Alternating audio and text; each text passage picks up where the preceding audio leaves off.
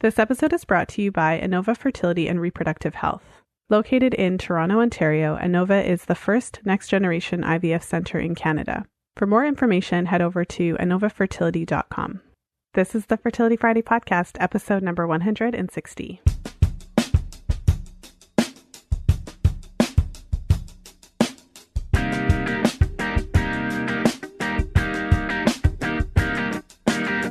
Welcome to the 160th episode of the Fertility Friday podcast. Thank you for joining me today. I'm Lisa from fertilityfriday.com, and this is your source for information about the fertility awareness method and all things fertility. I have a great episode to share with you today. This is a topic that I've had so many questions about. It's a topic that I've received a lot of emails about. Please do an episode on Clomid. I really want to hear what you have to say about Clomid. And so in today's episode, I am doing a Clomid throwdown. I have been doing a lot of research in this area. And so basically what I'm doing today is sharing some of that research with you and really weighing in, talking about what some of the side effects are, talking about the success rates, and really just getting down to what the research actually says about it so that we can be a little bit more clear on how effective it is, what it does in the body, what some of the negative effects are, and just what you need to know when you're considering what to do next if you're considering artificial reproductive technology. So I know you'll appreciate this episode.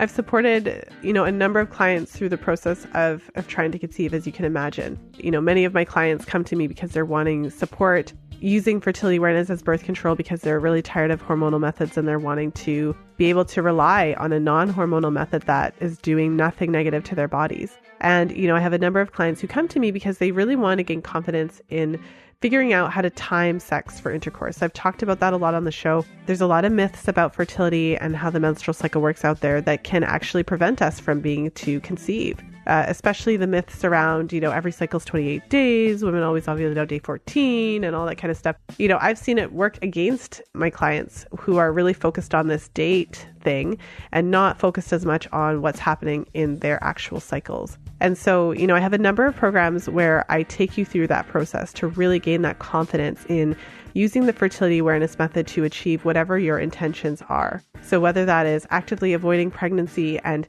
really being able to benefit from the high effectiveness rate of this method when used perfectly, and also for my clients who are trying to conceive, because not only are we helping you to pinpoint exactly when in your cycle is the best time to conceive, but in this process, we're also working together to figure out exactly what it is, if there are any parameters of your cycle that are abnormal, and your cycle really gives us a window into your health so that we can really figure out what's happening together. So you would really be amazed at how much information you can gather from the menstrual cycle chart. And so it gives you so much insight as to what's happening in your body and how to actually work and improve your fertility. So it's like a real-time measure. So as we make changes and improvements, you actually see how those changes and improvements affect your cycle in real time. So it's a really powerful process. If you want to learn more information about it, make sure to head over to fertilityfriday.com/work-with-me. I have a number of programs that I offer. And so if you're not sure which program would be the best fit, make sure to set up your free 15-minute consultation with me.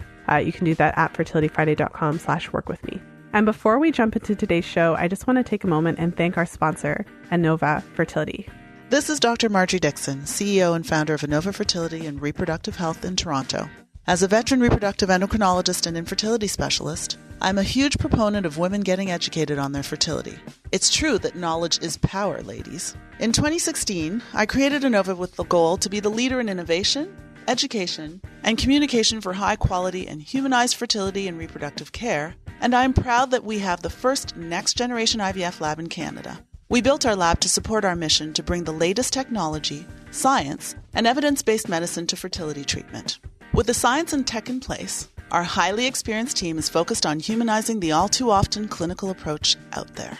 It's been a year, and I'm thrilled Innova is celebrating her first birthday this month. We have helped so many of our patients begin beautiful new love stories in their families this year, and I couldn't be more proud. If you're in the Toronto area and are interested in learning more about IVF from our medical team, we welcome you to sign up for IVF 101 education sessions at our center. Please visit our website at Innova, that's ANOVA, fertility.com, under our services tab to register. For those of you who may be out of province or out of country, we may also be able to help. Email info@innovafertility.com to request a medical consultation by Skype. Remember, the first step in success is understanding your specific fertility situation. The next is finding a qualified fertility specialist team you're comfortable with. Whether that is Inova, and I hope it is, or at another qualified center, I sincerely wish you every success in creating your next love story. Enjoy the rest of the podcast. Thank you, Dr. Dixon. For more information about Dr. Dixon, if you haven't had a chance to listen to episode number 109, definitely check it out. The title of the episode is The Reality of Aging and Fertility, IVF and Assisted Reproductive Technology, and the Future of Fertility Treatments. A truly eye-opening episode. Without further ado, let's jump into today's episode. And today I wanted to share with you some of the research that I've done in this area, and just to give you a sense of what Clomid, which is, for those of you who may not be familiar with Clomid, Clomid is a drug that basically forces you to ovulate. So many of my clients have experienced the situation where they come off of hormonal contraceptives and they're wanting to start a family, start trying to conceive, but their period doesn't come back right away. So we've talked about that a lot on the podcasts. It's pretty common. It's not necessarily a problem for the first couple of months because it is common. And you can expect that for some women, it can take a couple of months before you actually get your first real period after coming off of hormonal contraceptives. However, if that persists and it continues past the 4-month mark, past the 6-month mark, and, past the 12-month mark, I've had a number of episodes where I've actually spoken to women who experienced hypothalamic amenorrhea post-pill that went on for years. So although that's not very common, it can happen. And so what happens in those situations is, you go to your doctor and you say, hey, I went off the pill 6 months ago. I haven't got my period yet. So of course, doctor rides in on a white horse and says, well, we can fix that. Let's give you this drug to make you ovulate. And then that is typically done within an IUI cycle, so intrauterine insemination. So the whole purpose of that procedure is essentially to bypass whatever is happening naturally in your body, force ovulation, and then bypass your mucus, bypass everything, and actually put the sperm directly into your uterus. And so I just want to talk today about what some of the research says around this procedure, the effectiveness of it, and some of the effects that it can have on your body. And I think it's an important place to start. Of course, I want to say that, I'm not trying to say that there's no place for artificial reproductive technologies, because there is. And ultimately, there are women who do use these drugs and have the success that they're looking for. They actually ovulate and then conceive and carry the pregnancy to term. And so what I want to do in this episode is just talk to you a little bit about what the success rate really looks like, so that we can have an honest conversation about what the statistics show around the chances that these methods will succeed. I've done a number of episodes on IVF, and when I've interviewed guests to talk about IVF, for instance, in my interview with Dr. Marjorie Dixon, she went through and provided a really good understanding of what the success rates are. And one of the things that I remember from that interview, and I know a lot of my clients have, said it to me too, because that's something that stood out for them in that interview, is that Dr. Dixon described IVF to be happening in cycles of 3. And so when she's talking to her patients about it, she's explaining to them that what we're looking for is the success rate out of 3 attempts at IVF. So it's important to know what the success rates are. And so since I've never met anybody who has shelled out the money to do an artificial reproductive technology, so whether that is IUI or IVF or, some sort of version of artificial reproductive technology, I've never met anybody who has invested the money into that to really think it's not going to work. I mean, we all think it's going to work. You have to go into these procedures with some optimism and the belief that they're going to work. And so one of the challenges in my line of work is that I'm not sure if it's being relayed what the actual statistics are. So let's jump right in and talk about that. And so, there's a lot of research that has been done in this area. IVF is a big business, artificial reproductive technologies. There's a lot of money in that. And so as a result, there has been a lot of scientific research around it. And so it doesn't actually take much to look into these things and to actually find some papers that talk about what the success rates are. So there's a few things that you're going to want to pay attention to. So for those of you who are listening who are like me and this is stimulating your inner nerd and you're going to want to go and look into this more yourself, there's a few things that you just want to pay attention to. When you're looking at studies regarding the effectiveness of, say, Clomid, so the medical term is clomiphene citrate, or letrozole, the drugs that we'll be talking about today, you really want to pay attention to how success rate is defined. Often these studies call pregnancy as a success, and that would make sense, right? I mean, obviously that's the whole point of this thing. However, it's really important to know, as we'll talk about a bit more, that 100% of those pregnancies that result from these drugs do not result in a live birth. So for all of these drugs, just like IVF, just like everything that we're going to be talking about, there is always a percentage of those pregnancies that end in miscarriage. So that's the first thing. I find it very interesting when you're reading studies and they talk about the success rate or the pregnancy rate, but make no mention of the fact that not all of those pregnancies resulted in a live birth. So when we're talking about success rates, ultimately, I have never met a woman who is going through all of these artificial reproductive technologies, who's making all the changes, who's listening to this podcast and actually believes that a pregnancy that results in a miscarriage is a success. Obviously, that's not what we're looking for. So we want to have a realistic idea of what we're looking at when we go into these types of conversations. So obviously, I'll be talking about that and to really get a sense of like, okay, so we have this pregnancy rate, but what is the rate of miscarriage? What is kind of like the net actual live birth rate after these things have been done? And why is it not the same for every woman? So there's one study that I'm looking at, and I'll put a link to it in the show notes page. And so this study was published in 2013, and it's called Success Rate of Inseminations Depending on Maternal Age. So in this study, basically what they did was they analyzed 4,046 insemination cycles. So they had a total of 1,612 patients that were included in the analysis. And what I appreciate about this study is that they actually broke down the results by age. And the reason that this is important is because just as we've, spoken about in a number of episodes throughout the whole time I've been podcasting, is that our fertility does change with age. That's one of the challenges with not having the knowledge and the education around our menstrual cycles, because it leaves us with the impression that we're fertile, every day. And also that is just how it is. And regardless of whether you're 25 or whether you're 37, it's actually exactly the same. And it's not, it changes. So one of the key points about IUI, Clomid, Letrozole is that the results and the success rates vary with age. So I'll just go through some of this with you just to kind of give you some numbers to kind of I think the numbers kind of help to make it more concrete.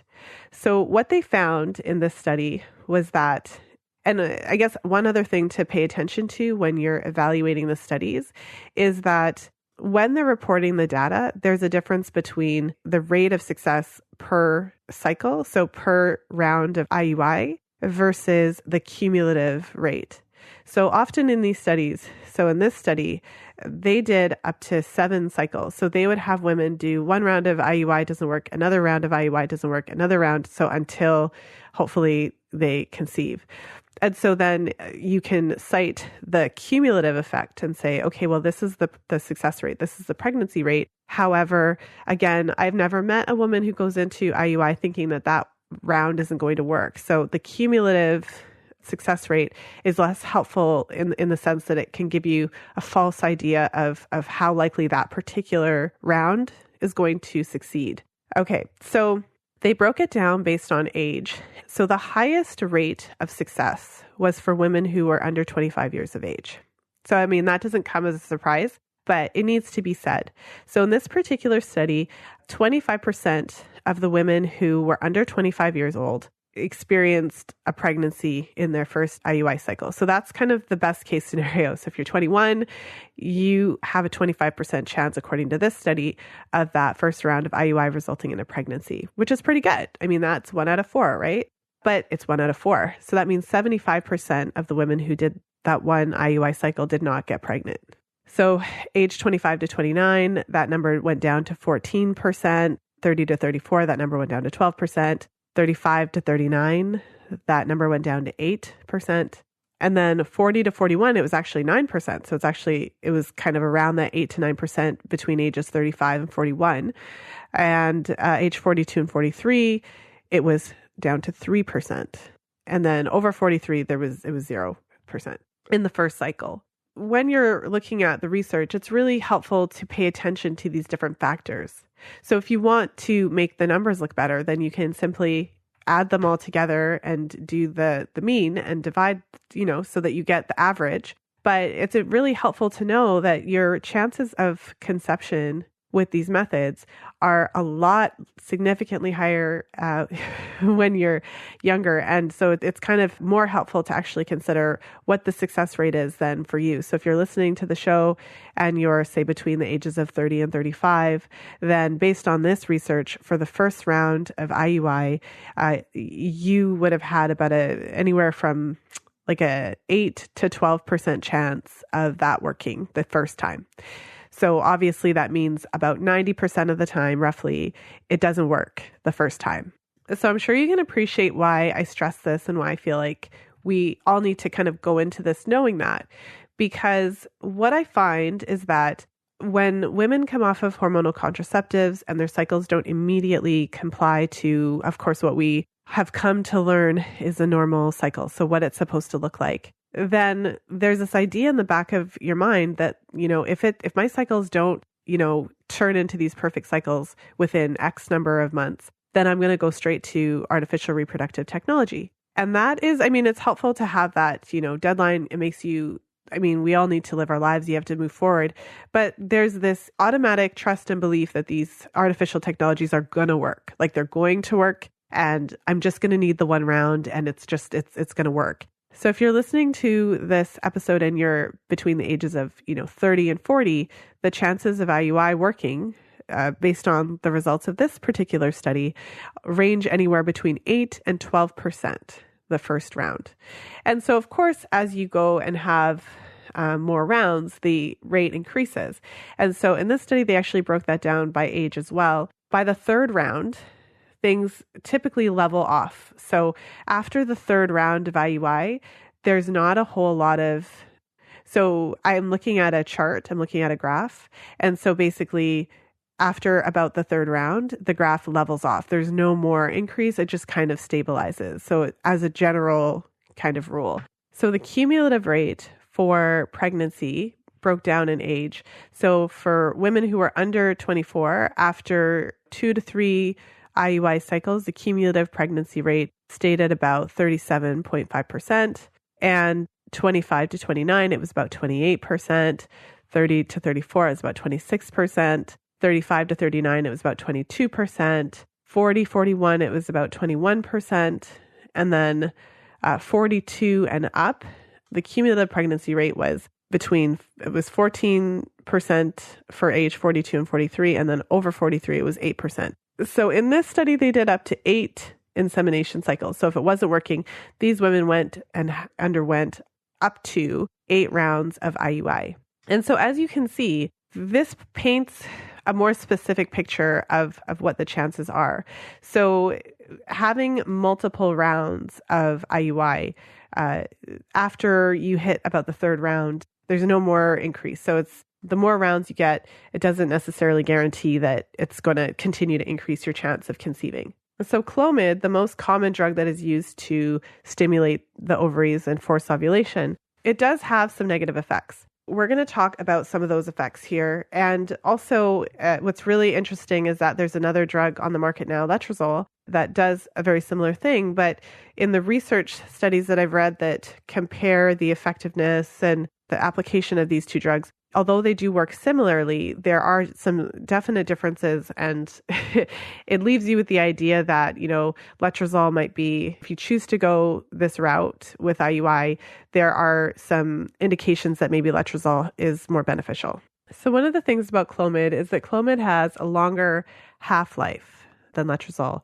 So it stays in the body for longer.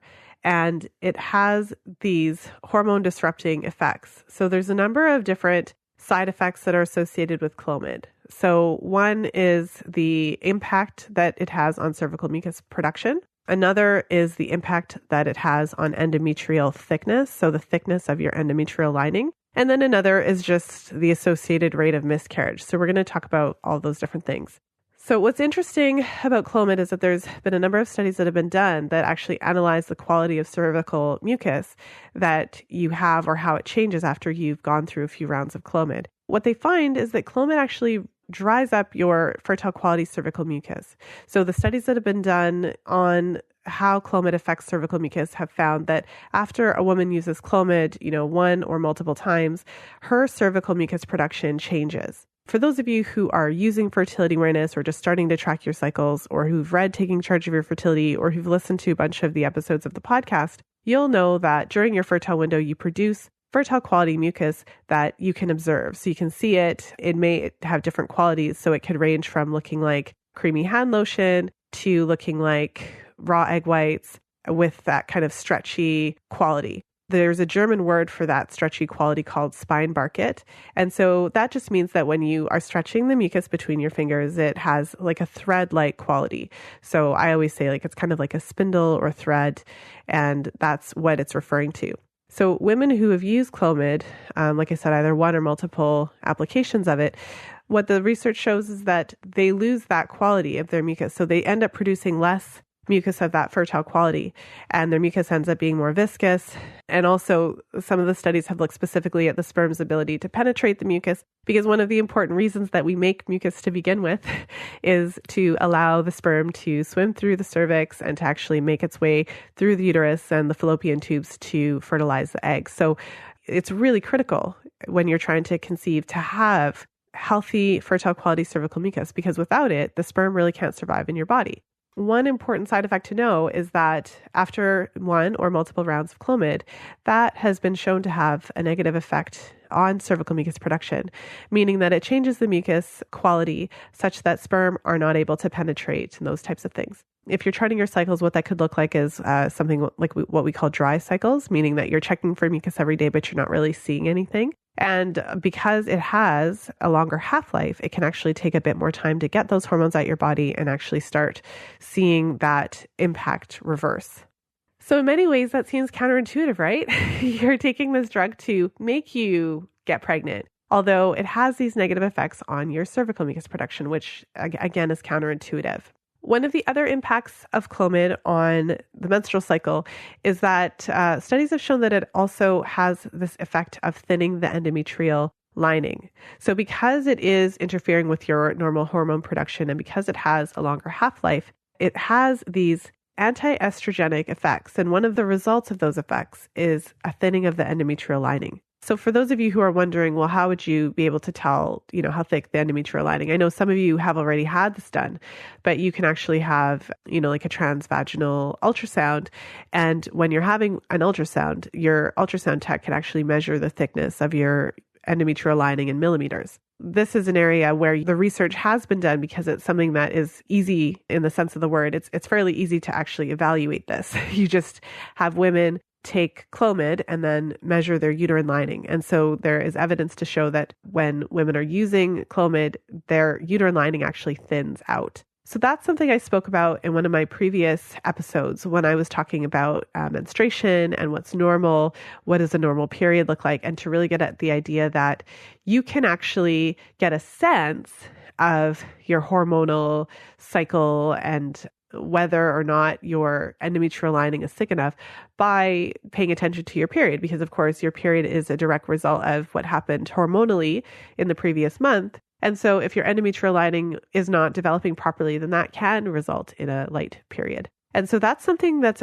hugely important to know, especially because, as we talked about earlier, depending on your age, the first round of Clomid has a very small percentage chance of working. So unless you're 25 years old, we're looking at between, on average, about a 10% chance that you'll get pregnant off that first round of IUI with Clomid. And so that means that you're predisposed, you're more likely to have a few rounds. And the more that you're exposed to these drugs, the more that these effects will kind of rear their ugly little heads. So it's really important to know that these effects are there. So it doesn't mean, don't use Clomid. It doesn't mean that you should never consider it as an option. But it means that when you do consider it as an option, you should know that these are some of the side effects you may experience. And as you can imagine, if you're taking this to try to conceive and then it doesn't happen the first cycle, it doesn't happen the second cycle, then you're left with poor mucus, much lower natural mucus production, and also a thinner endometrial lining. And neither of those things are conducive to fertility because ultimately you need to have a certain thickness of your endometrial lining to support a pregnancy. That has been shown in research. So if your endometrial lining is less than about 7-8 millimeters in thickness, you're much less likely to conceive and carry a pregnancy. So that's a serious downside, a serious side effect. And also with cervical mucus, if you don't produce enough mucus to keep the sperm alive when you're trying to conceive, then that also, that doesn't help you. That's definitely not what you want.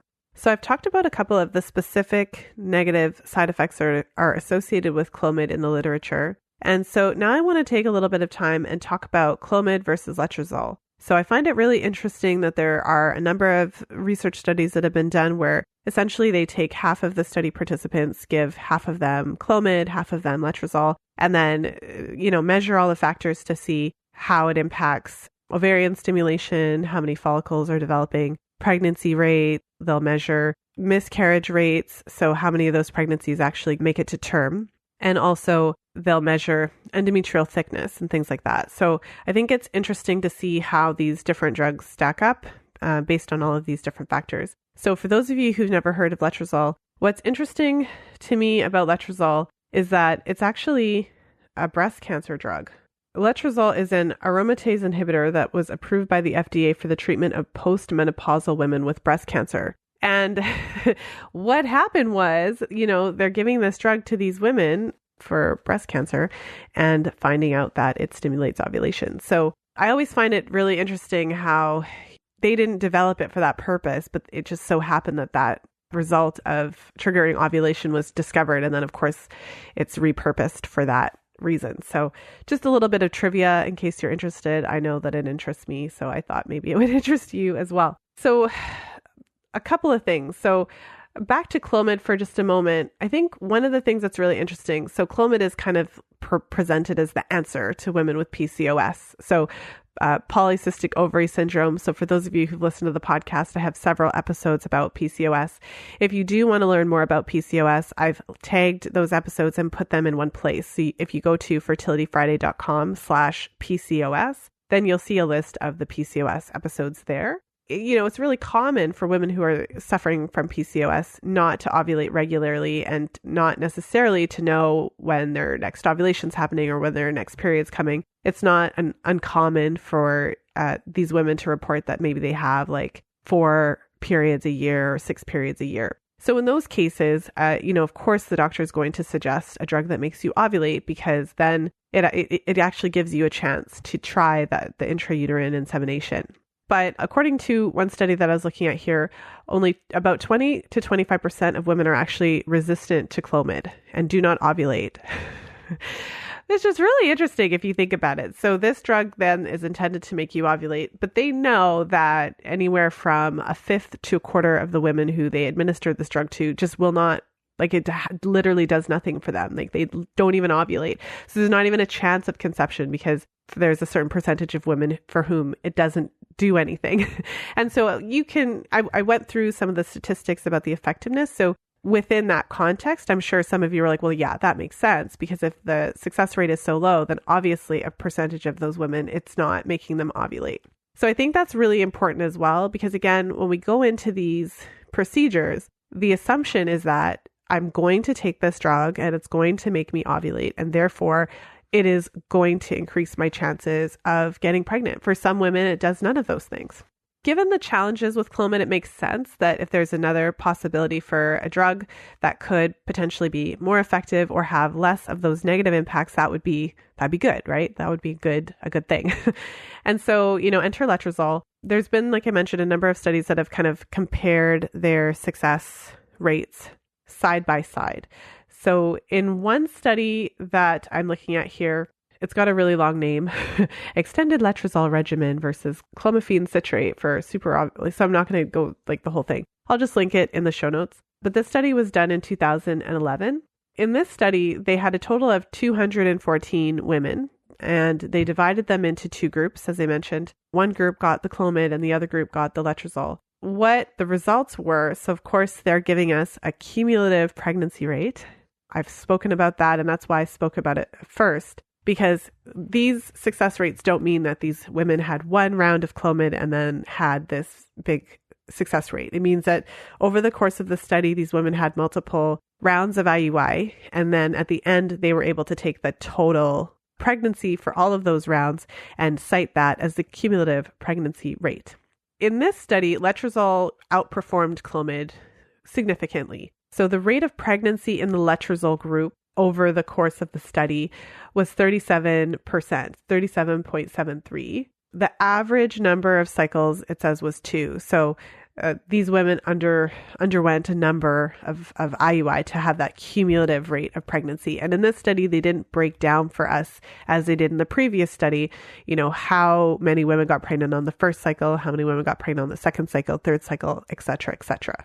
Cumulative rate of pregnancy in this study with Letrozole was 37.73% versus 22.86% with Clomid. So as you can see right away, the Letrozole group had a higher rate of pregnancy. I mean, that's pretty significant. And it's not the only study to show results like that. So when you look at a number of different studies on Letrozole versus Clomid, Letrozole does seem to come out ahead with regards to pregnancy rate.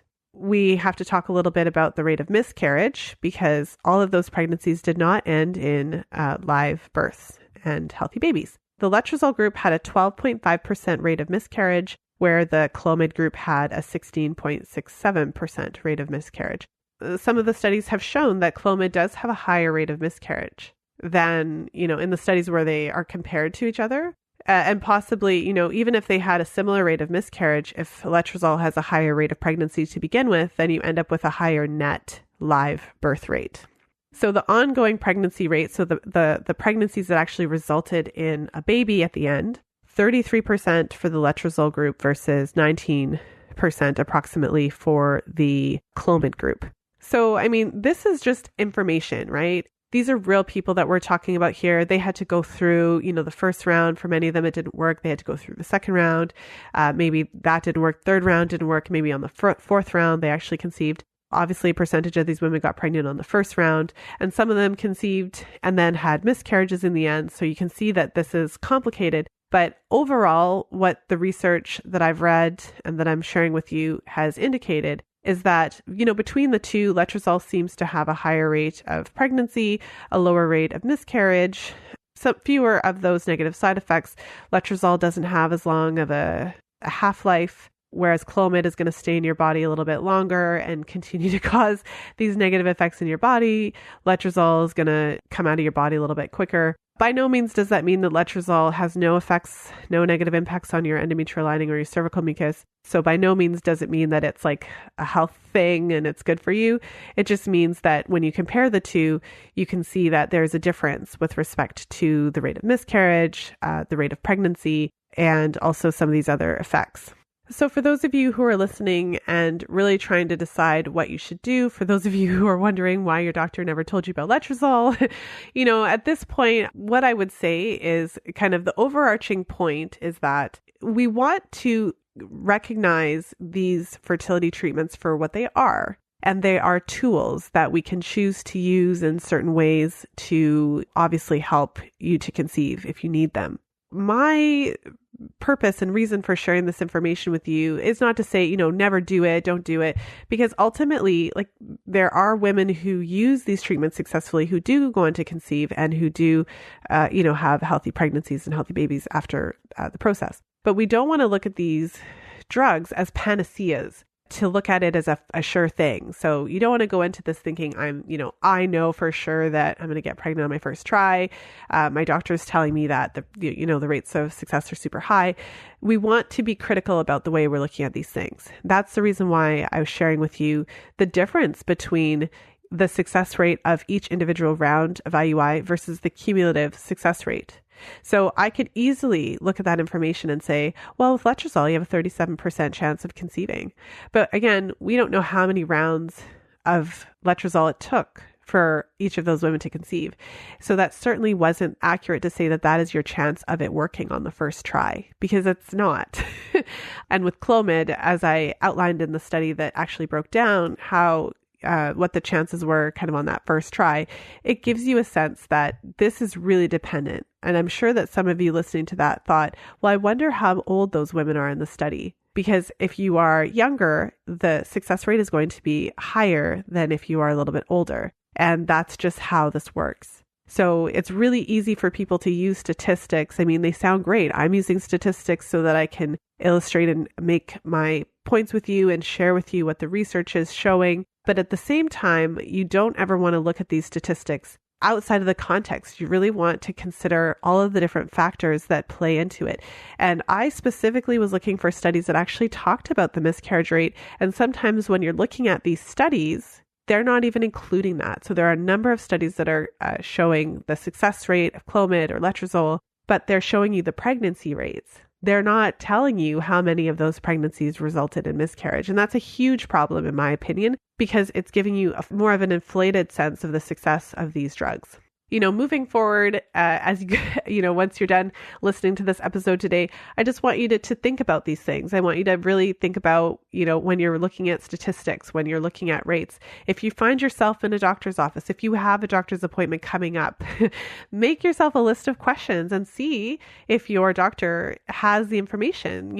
Ask. I was wondering what the success rates are. And then when they give you a percentage, say, well, does that change with age? Does that vary? Do I have the same success rate if I'm 25 versus right now I'm 34? Is the success rate going to be different for me? What if I'm 42? Is the success rate different for me at this age than it would have been when I was 21? And really, check into that. Does that success rate, is that just pregnancies, or does that include miscarriage? So does that percentage just tell who got pregnant, or is it actually the women who had babies in the end? Because the live birth rate is very different to the pregnancy rate. And the other thing that is really important to consider when you're thinking about doing artificial reproductive technologies of any kind, or really undergoing any procedure, is that none of these drugs that mess around with your menstrual cycles, so none of the drugs that are going to force your body to ovulate or, do all of these things to force a pregnancy to happen in your body, none of these drugs come without some sort of effect. And so as someone who pays really close attention to menstrual cycles, I work with clients from all over the world and I see their charts. I've seen thousands upon thousands of charts of hundreds of women. And when you look at all those different charts, you can see how travel makes a difference in their cycles, how, having coffee can make a difference in the cycle, being really stressed out at work, having a really positive event happen, like, oh, your niece was just born this week and then you ended up staying at the hospital with your sister for 3 days, and you could see that on your cycle. So just imagine what happens to your cycle when you take a powerful drug that forces you to ovulate. It makes a lot of sense to me that when you're messing with the menstrual cycle, it can have negative effects on cervical mucus. It can have negative effects on endometrial lining. And I have literally seen it in my practice. I've seen the way that these drugs can negatively impact the readings, because when you're paying attention to your mucus and your periods and all of those things, and you're working with me and we're really looking at those things, you can literally see how these drugs negatively impact those parameters and negatively impact your fertility and your ability to get pregnant. So I think it's really important to have that kind of complicated discussion around it so that we're not just thinking, okay, I'm just going to go get IUI and it's going to work. You really want to think about all those things critically, and at least then it can inform your choices. So maybe instead of going for like 6 rounds, you recognize, okay, well, it didn't work after the 2 or 3 rounds. I know the negative impact that it has on my body, so maybe I'm going to take a break now. Whereas otherwise you would have just continued to go round after round after round, thinking that your chances of it working was, really going to succeed after that. So I hope I've given you lots of food for thought. Like I mentioned, I will list all of the studies that I was referring to on the website, so you can certainly go over there to the show notes page and take a look, for further reading, or if you're interested in learning more about these things. You'll find the show notes page for this episode at fertilityfriday.com/160. And there I'll list the different studies that I was referring to in this podcast, so you can go and take a look for yourself. And, you can even take it a step further, your next doctor's appointment, print them out and ask your doctor all these questions. But I think it's really important for us to be informed. So ultimately, it's up to us. As you know, my longtime listeners of the podcast know, really, it's up to us to figure this stuff out. It's up to us to do the research, because nobody cares more about your fertility, your body, your menstrual cycle, your ability to have kids. No one cares as much about that as you do. And so it's really up to you to take all the measures that you can to try to inform yourself, because ultimately no one else is going to do it for you. So I want to thank Inova Fertility for sponsoring this episode. And as I mentioned, for those of you who have not listened to the episode with Dr. Marjorie Dixon, if you head over to fertilityfriday.com/109, or just look in your podcast player for episode number 109.